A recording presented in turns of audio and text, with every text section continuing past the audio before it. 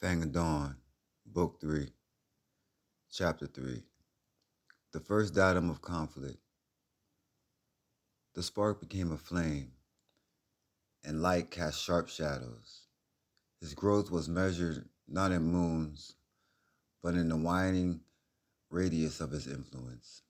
The deer herds began to anticipate his patrols, their grazing patterns etching a subtle avoidance shaped hollow around his core territory. This hollow gray lustre, the grasses cropped less evenly, a bloom of clover appearing where the hooves tread less often. He was a young force now, all tensile muscle and honing instinct. The world presented itself as a cascade of decisions written in scent trails and the angle of fleeing backs. He was deep in his calculus one iron gray dawn, tracking a bison calf that had strayed near the aspen grove. When the new data entered his system, it was wrong. The scent cut across the calf's trail, a sharp, dry, alien ribbon in the wet grammar of the forest. It spoke of smoke, of cured hide, of a stone-tainted sweat that was not animal. And beneath it, the copper thrill of old blood. He froze, the hunting equation wiped clean, replaced by a primal diagnostic alert. His nostrils flared, parsing. Not wolf, not bear, not cat. A null category, an unknown. He followed it. The trail led not to a den or a kill site, but to a place of geometric violation, a cluster of straight, sharp stumps where young pines had been. Scars on the earth, too precise to be storm work. And on the wind, the scent coalesced into sound, a rhythmic, hollow thunk, thunk, thunk. He became a ghost, flowing from tree to rock to gully with a new electric caution. He crested a rise and saw the source. Two of them, vertical, slender, moving with a stilted, deliberate gait. One held a long, sharpened limb that ended in a glint of canapstone. The other swung a heavier limb, the thok sound, against the flank of the dead mule deer. They were stripping the hide with a series of efficient, brutal pulls. The cub's brain did not see men. It saw a novel predator, competitor, hybrid. It processed intelligence in the hands, coordinated action, tool use, amplification of killing force. It logged the image of the stone-tipped limb, a tooth that could be thrown. The datum was chilling, revolutionary. This was not a creature that fought with tooth and weight. It fought with leverage and instinct. It altered the fundamental physics of the contest. One of them turned, its eyes forward-facing like his own, scanned the tree line. They did not pass over him. They settled. They held a gaze of cold recognition, of assessment, devoid of fear, response. That was the currency of the valley. It was a look that parsed him as a resource, as obstacle, as problem. A low rumble built in the cub's throat, entirely involuntary. It was not a challenge, but a system reboot, an attempt to reassert his own acoustic presence in the face of this silent, calculating wrongness. The sound made the second one turn. It hefted the throwing limb, not with haste of defense, but with the smooth, practiced motion of a test. The calculus was instant, absolute. Every variable, the distance, the open ground, the strange weapons, the assessing eyes, screamed a single solution: retreat. He did not slink. He flowed backward, then turned, and moved with a swift, ground-eating trot that did not look like flight, but like a strategic relocation of pressure. The alien scent, the copper, the thought of their work, followed him for a mile. That night, he did not roar. He sat on his granite outcrop, licking at a paw where a sharp stone had bitten.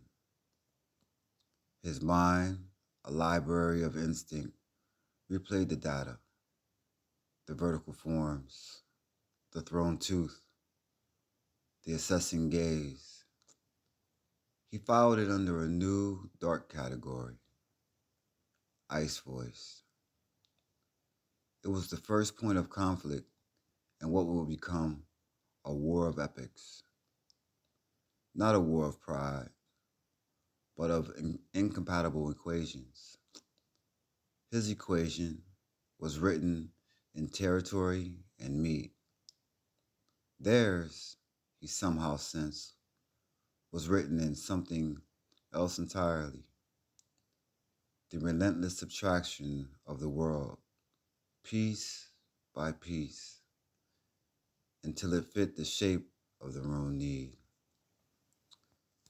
Chapter 4: The Keystone Arch Prime. It was not a feeling, but a function, a perfect, burning alignment of muscle, instinct, and territory. The wobbling spark was now a controlled wildfire, and the valley burned within the boundaries he set. His core domain was the Red Forest, a cathedral of ancient ponderosa whose bark smelled of vanilla and wildfire. Here, his presence was the law of gravity, unseen but dictating all motion.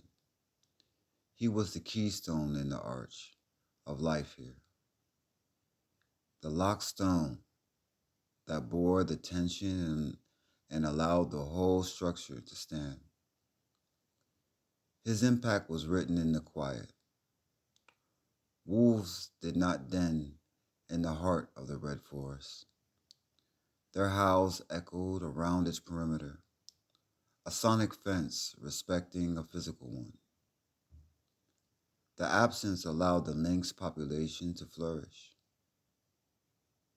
a secondary pressure that kept the snowshoe hares from exploding.